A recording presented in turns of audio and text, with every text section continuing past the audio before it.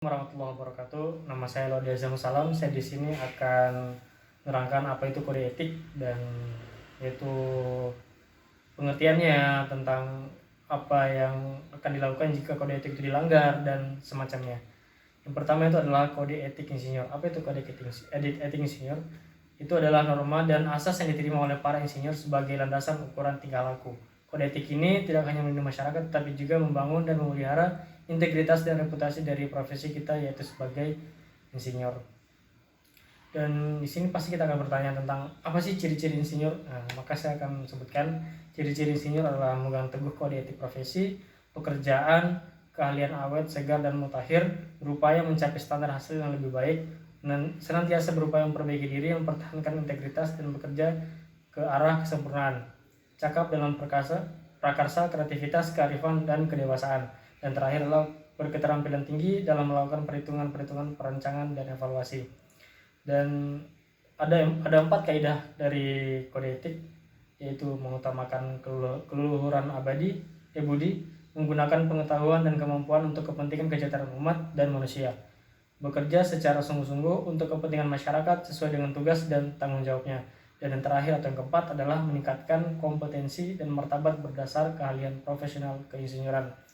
Dan ada 7 sikap dari sebuah kode etik insinyur. Itu ada 7 sikap.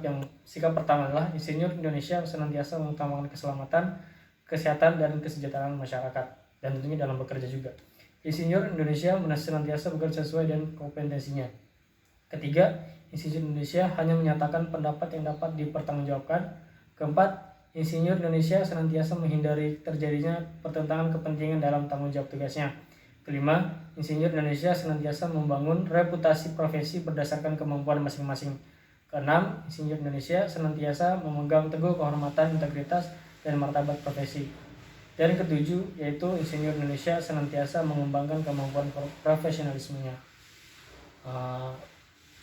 Di sini juga ada sanksi yang akan didapatkan atau yang akan diberikan oleh insinyur yang melanggar kode etik, yaitu mendapat peringatan. Pada tahap ini, si pelaku akan mendapatkan peringatan halus. Misalnya seseorang menyebutkan suatu instansi yang terkait, biasa saja ia akan menerima email yang berisi peringatan, misalnya teguran seperti itu.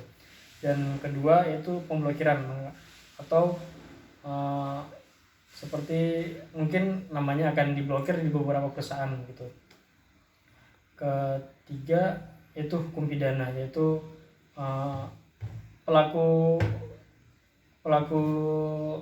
pelanggar kode etik ini akan dilakukan atau akan dikenakan sanksi dengan mungkin dipenjara karena itu sudah masuk pidana. Ya, seperti itu dari rangkuman dari kode etik insinyur yang saya tahu dan yang saya dapatkan. Sekian, wassalamualaikum warahmatullahi wabarakatuh.